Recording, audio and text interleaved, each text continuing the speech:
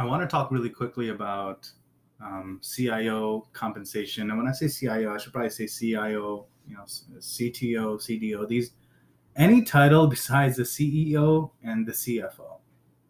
So let me dive right in. I see sometimes on forums or even in real life, people have this idea that CIOs being at the executive level are making a lot of money, and that's a huge myth, and that's just grossly incorrect.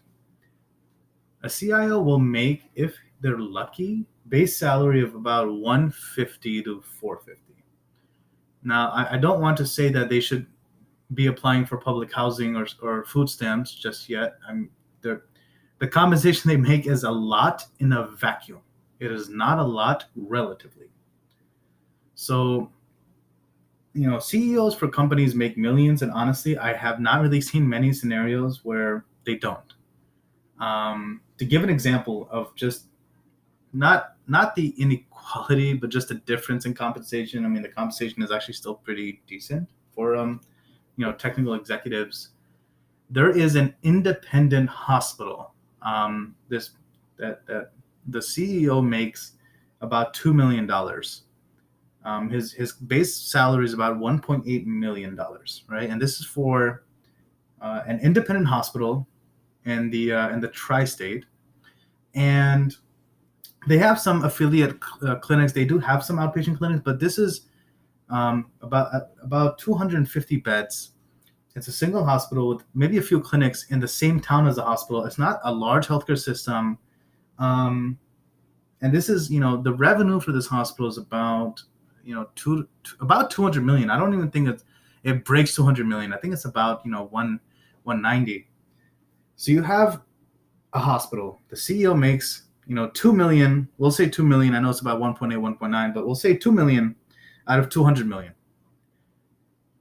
That is 1%. 1% of the entire hospital's revenue. By the way, that's revenue, not profit. That is revenue. Revenue goes towards this CEO as a base salary.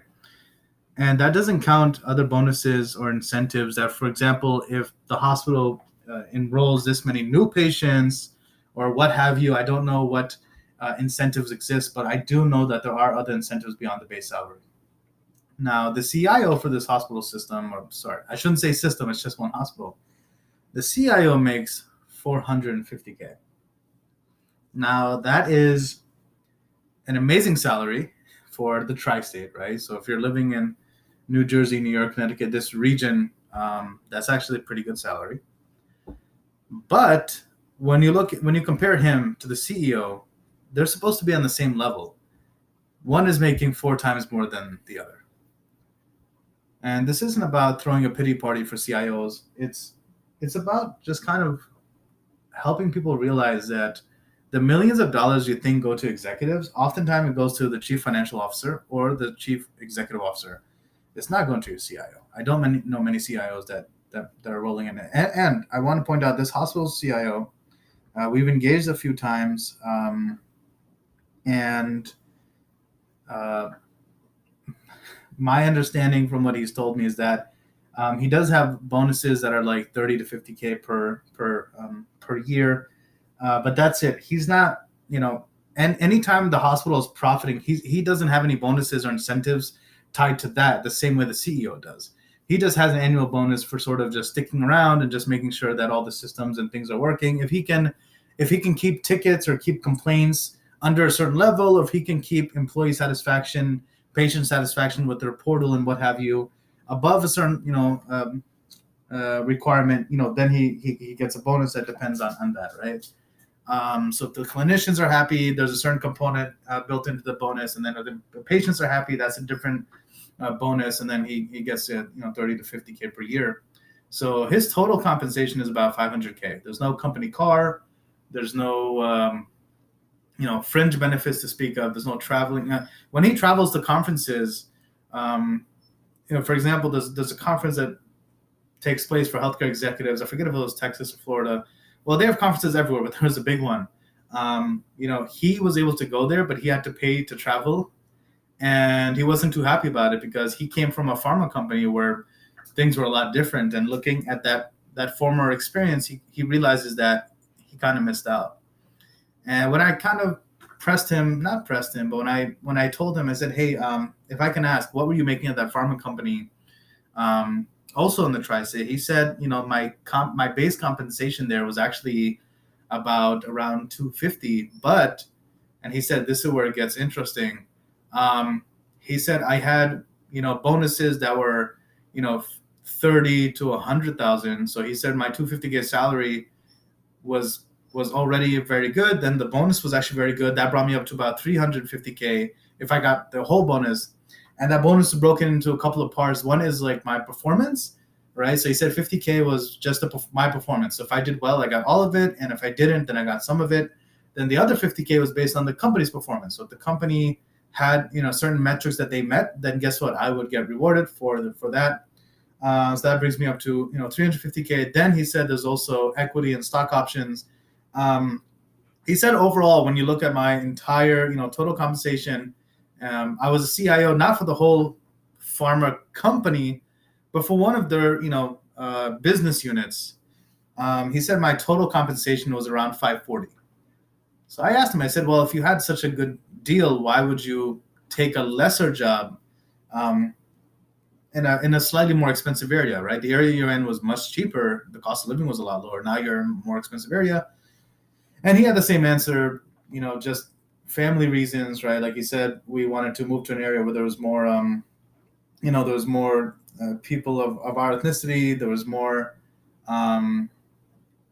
opportunities for us to go to restaurants with food that we enjoyed. He said when we were living in that area, we had to drive like an hour for a good restaurant, or, our kids really weren't experiencing enough of their own culture. So he said, that's why I left. But also he said, I didn't want a job where 250,000 is my salary. That's definite.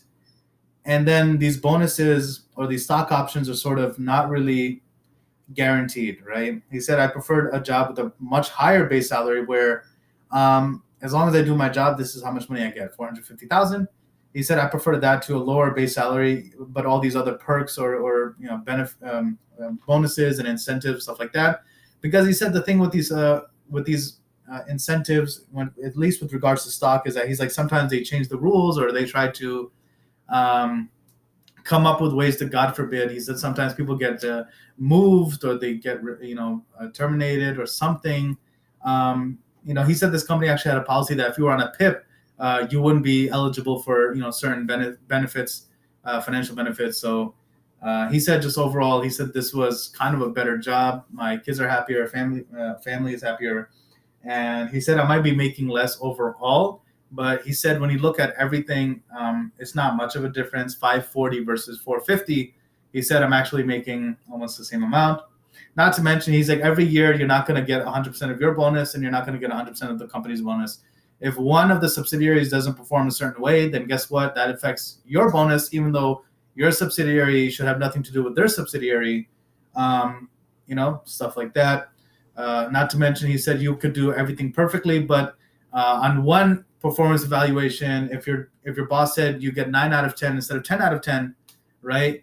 Even if at the end of the year you have 39 out of 40 metrics completed, he said, then suddenly your performance bonus can go from 50K for all the metrics to like 30K for partially meeting the metrics, right? So he said that was just, at the end of the day, I never actually fully realized the 540K compensation. So I'm coming ahead here, but he said theoretically, I should have been making more there if everything lined up.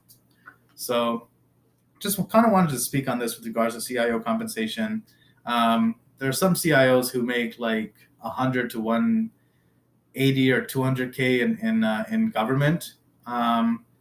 That's base salary. Actually, if you go to California, there are some CIOs that make like 200, 250. I know the Parks and Rec department. I threw my hat into the ring. They were looking for a CIO, and they offered about 275, I think. But obviously, the LA cost of living kind of justifies it.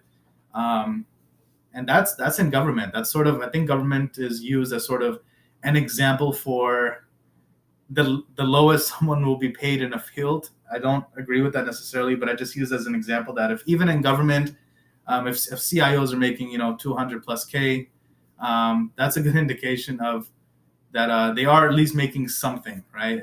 If whatever the government's paying, just kind of use that as maybe the baseline for what they're making in that area. So if a government CIO, if a governmental CIO is making, 200 plus K in LA, then guess what? All the other companies are probably paying their CIO starting at whatever is the highest that the government pays.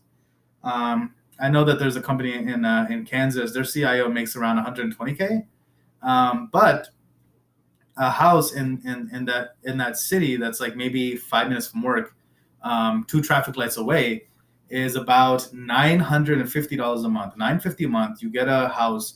It has a driveway. It has front yard, backyard. It has this shed for, I guess, gardening tools and lawnmowers.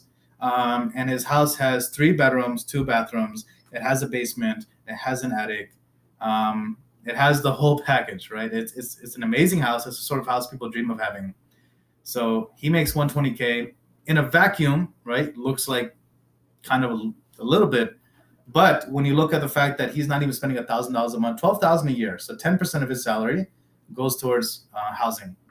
That is immaculate. When you look at the fact that some people spend 50% of their salary on housing, like in the New York City area, in Seattle, in the Bay Area, housing is very expensive. So the fact that he's able to spend 10%, get away with it, he's coming out ahead more than someone making, $250,000 in any city, period.